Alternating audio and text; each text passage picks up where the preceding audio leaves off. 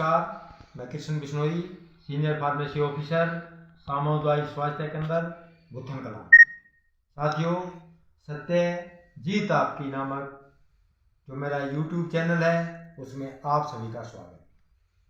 साथियों, हमारी मुलाकात इस चैनल पर काफ़ी दिनों के बाद हो रही है, क्योंकि जैसा कि आपको पता है कि इस कोरोना काल में हम सभी स्वास्थ्य विभाग के जितने भी कर्मचारी हैं, अधिकारी हैं, सभी इस मिशन में लगे हुए हैं कि ज़्यादा से ज़्यादा टीकाकरण हो, ज़्यादा से ज़्यादा लोगों को हम स्वस्थ एवं सुरक्षित रख सकें। दोस्तों, जैसा कि सबको पता है कि फरवरी 2020 में एक ही आवाज़ आई पूरे संसार से कि एक कोरोना वायरस नामक महामारी संसार में फैलने जा रही है। करते करते मार्च 2020 तक इसने अपने पांव भारत में भी पसार लिए। अप्रैल 2020 मैं वो मनहूस महीना मानता हूँ जब ये कोरोना वायरस भारत समेत दुनिया के अनेक देशों में फैल चुका था। दोस्तों, उस वक्त स्वास्थ्य विभाग व पुलिस विभाग, इन दो डिपार्टमेंटों को अगर मैं छोड़ दूं तो बाकी सभी विभाग घर के अंदर कैद हुए थे। हम लोग सिर्फ सड़कों पर थे, अस्पतालों में थे, और उसमें भी जो स्वास्थ्य विभाग है वो सबसे ज़्यादा रिस्क जोन में था।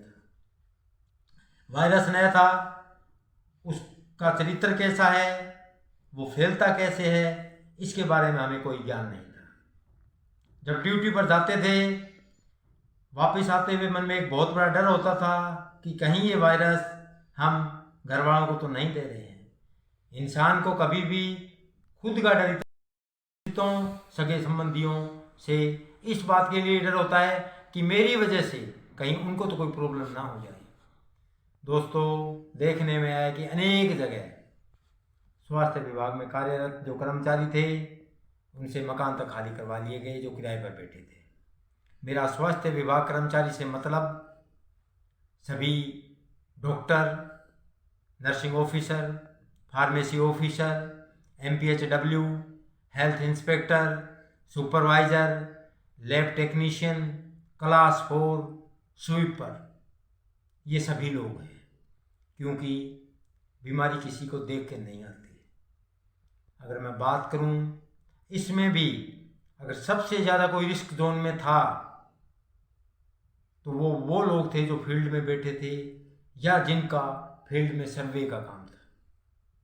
क्योंकि कमरे में बैठ के रिपोर्ट बनानी, कमरे में बैठ के आदेश देना अलग चीज़ होती है। ऐसा नहीं कि उसको बिल्कुल खतरा नहीं था, खतरा उनको भी था, परंतु बात का फर्क होता है। जो एक कर्मचारी उन लोगों के बीच में जा रहा था वो सबसे ज़्यादा डेंजरस जोन में था। दोस्तों, जैसा कि आपको पता है, कोई काल को किसी भी कालखंड में जो नेगेटिव लोग होते हैं उनकी एक लॉबी होती है स्पेशल। वो लॉबी बिल्कुल एकदम एक्टिव हो जाती है। उस टाइम भी एक्टिव हो गई। उन्होंने भ्रांतियाँ अलग तरह से फैलानी शुरू की कि इनको सैंपल मत दो, ये धक्के से आपको कोरोना पॉजिटिव निकाल देंगे। कोरोना पॉजिटिव निकालने पर आपके खाते में 30,000 रुपये आ जाएंगे। ये बात कम से कम 50 लोगों ने मेरे से पूछी, आपसे भी बहुतों ने पूछी होगी। यानी पूरी तरह से एक भ्रमजाल फैलाया गया। टेस्ट करें तो करें किसका? टेस्ट देने के लिए कोई तैयार नहीं होगा, क्योंकि जब नेगेटिविटी फैलती बड़ी स्पीड से है। ये मैं आपको एक वीडियो डाल रहा हूँ, ये वीडियो मेरे को पता है 200, 400, 500 लोग देखेंगे ज़्यादा से ज़्यादा, परंतु इसी जगह मैं एक नेगेटिव वीडियो डालता, लाखों लोग देखते, पसंद भी करते। बड़ी तमाशे की बात है। हम सही चीज़ का प्रोत्साहन कभी नहीं करते, गलत चीज़ का प्रचार प्रसार हद से ज़्यादा करते हैं। दोषी कौन है? वो लोग हैं जो नेगेटिव बातें करते हैं? नहीं, हम हैं जो उनको प्रचारित प्रसारित करते हैं। उनका दोष नहीं है, उनका मिशन है भैया, उनका रोजगार है।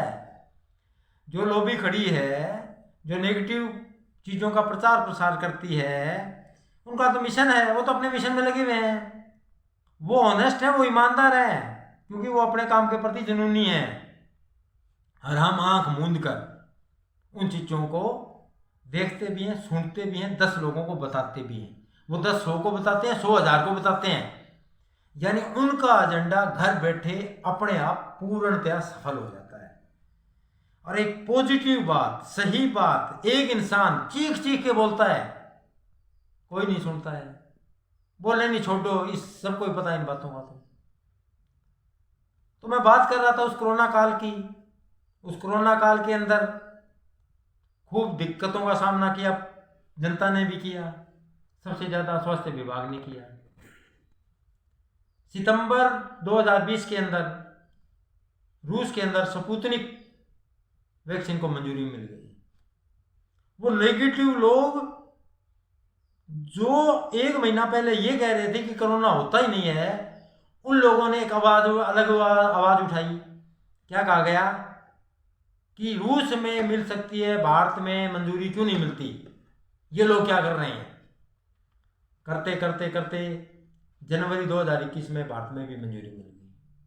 जैसे ही टीकाकरण शुरू हुआ और जो लोग फील्ड में बैठे हैं और जिन लोगों ने टीकाकरण किया है, उनको पता है क्या क्या समस्याओं का सामना करना पड़ा, कितनी नेगेटिविटी क्रिएट की गई समाज में। परंतु फिर भी स्वास्थ्य विभाग के हर कर्मचारी ने, चाहे वो डॉक्टर है, नर्सिंग ऑफिसर है, फार्मेसी ऑफिसर है, एएनएम है, एमपीएचडब्ल्यू है, इवन आशा वर्कर, दिन रात मेहनत की, लोगों को पॉजिटिव करने की कोशिश की, लोगों को भरोसा दिलाया कि नहीं, वैक्सीन से किसी का कुछ नहीं बिगड़ता। परिणाम भी आए, लोगों ने वैक्सीन खूब लगवाई। क्योंकि नेगेटिव लोग जो होते हैं वो 1 या 2% होते हैं, उनका उद्देश्य तो समाज में नेगेटिविटी फैलाना होता है। परंतु हम लोग उनकी काट बन के आए और हमने आज 90% लोगों को वैक्सीन लगा दी। जैसे ही 15 से 18 की वैक्सीन की मंजूरी मिली, वो लोग भी फिर सक्रिय हो गई, फिर वीडियो स्टार्ट हो गए। तो मुझे दुख कई बार इस बात का होता है कि उन गलत चीजों का जवाब देने के लिए हमारे प्रशासनिक या उच्च अधिकारी सार्वजनिक बयान क्यों नहीं देते? उन्हें बयान देना चाहिए, बढ़ चढ़ के बयान देना चाहिए कि ये गलत बातें हैं भाई।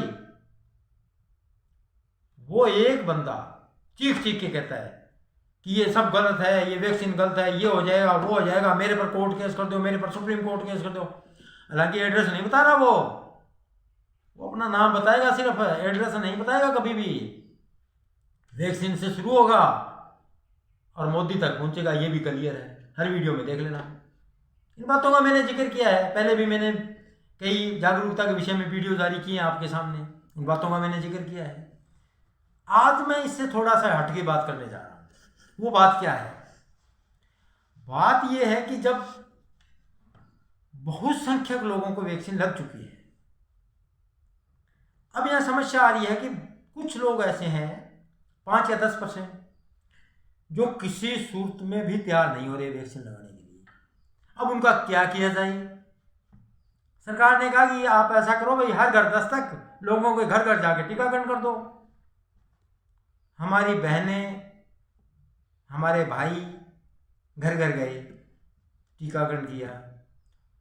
टीकाकरण कम लोगों ने करवाया, उनको सुनाई बहुत लोगों ने।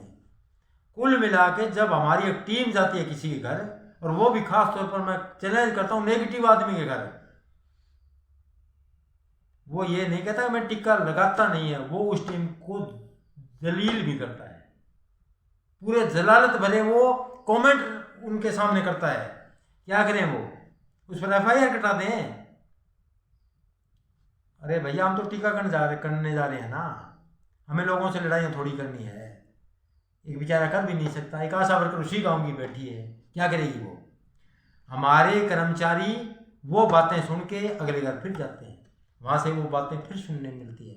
सुननी किसको मिलती है? ज्यादातर क्लास 3 कर्मचारी को। ये सच्चाई है, अधिकारी को नहीं मिलती। पहली बात तो ये होता है कि अधिकारी के पास इतना टाइम ही नहीं होता कि वो घर घर जा सके, और दूसरी बात है जाने की कोशिश भी नहीं की जाती, ये भी सच्चाई है। अब जब 90% टीकाकरण हो गया, अब कह रहे हैं कि आप लोग घर घर फिर जाओ भाई, टीकाकरण तो करना पड़ेगा। जो एक उसके घर के दरवाजे के बाहर चौक के अंदर हम टीके लगवा रहे हैं, वो वहां नहीं आ रहा तो वो घर थोड़ा ही आएगा, नहीं लगवाएगा, वो वहां भी नहीं लगवाएगा। फिर क्या कहा जाता है कि आप काम नहीं करते, आप निठल्ले हो, आप बेकार हो, आपकी नीयत ही नहीं है काम करने की। कर्मचारी को ये कहा जाता है। मुझे इस बात से सख्त आपत्ति है, क्योंकि जिन स्वास्थ्य कर्मचारियों ने पिछले 2 साल दिन रात अपने परिवार की चिंता न करते हुए, खुद की चिंता ना करते हुए दिन रात काम किया है, अगर आप 2 साल के बाद उस इंसान या उस कर्मचारी को ये कहते हो कि तुम्हारी काम करने की नीयत नहीं है, तो उसके साथ ये घोर अन्याय है और मैं इस अन्याय का विरोध करता हूं। हमें कहना यह चाहिए कि कोई दिक्कत नहीं है, आप लोगों ने बहुत बढ़िया काम किया है, ये सारा आप लोगों की वजह से हुआ। 157 करोड़ टीके लगे हैं। किसने लगाए भाई? मैं चैलेंज देता हूं, किसने लगाए हैं? अधिकारियों ने लगाए हैं क्या? कर्मचारियों ने लगाए हैं? अधिकारियों ने कहीं नहीं लगाए। फिर आज उनको हम अपमानित और प्रताड़ित क्यों करते हैं प्रोत्साहित करने की जगह? एक इंसान नहीं लगवाना चाहता, क्या करोगे आप उसके साथ? धक्का करोगे, मार पिटाई करोगे? अरे भैया वो नहीं जीना चाहता, उसकी मर्जी। हम सुविधा दे सकते हैं, धक्का नहीं कर सकते। सुविधा दे रहे हैं, सरकार फ्री वैक्सीन दे रही है, हम उसके बिल्कुल घर के पास मोहल्ले में जाके बैठे हैं, लगवाए वो ना लगवाए उसकी मर्जी। ऊपर से नीचे तक इसको एक इशू बना दिया गया है, कर्मचारी के ऊपर हद से ज्यादा दबाव डाल दिया गया है। सुबह शाम एक ही बात सुनने को मिल रही है, इतने टीकाकरण रह गए, क्यों नहीं करवा रहे, क्यों नहीं करवा रहे, क्यों नहीं करवा रहे? क्या करें हम?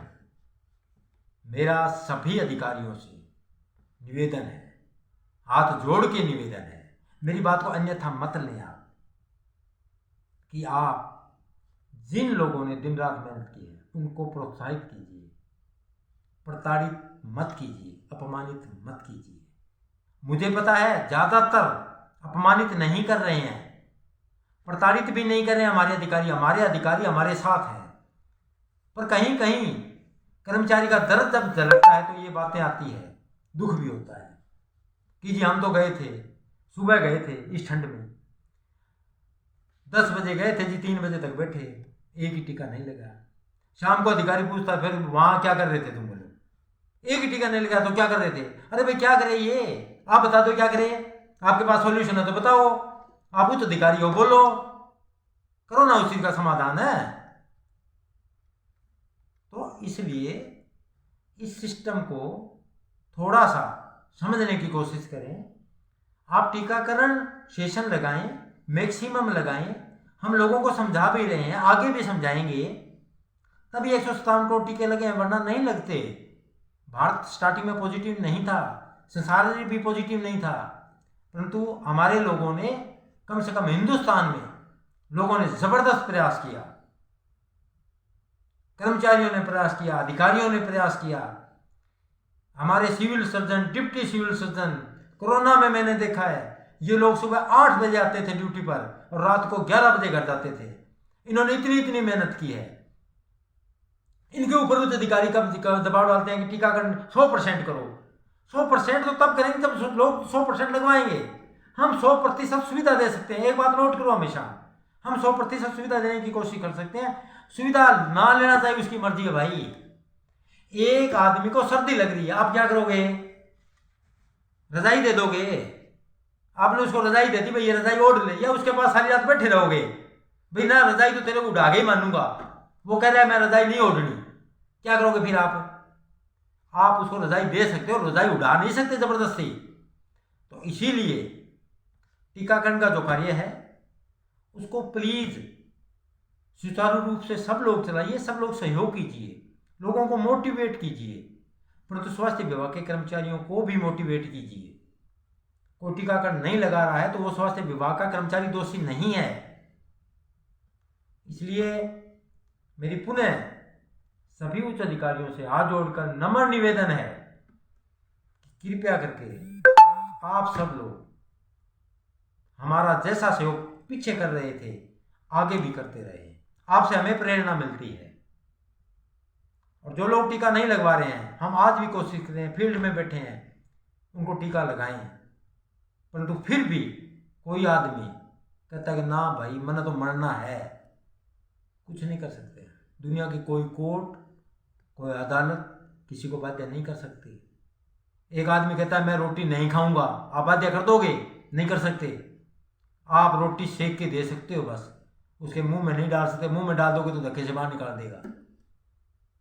तो इसलिए सभी साथियों से, सभी अधिकारियों से, उच्च अधिकारियों से नम्र निवेदन है कि सभी आपस में सहयोग करते रहें। इस टीकाकरण कार्य के अंदर हम लोग जैसा बढ़ चढ़ कर पहले भाग लेते थे, आगे भी लेते रहेंगे। धन्यवाद।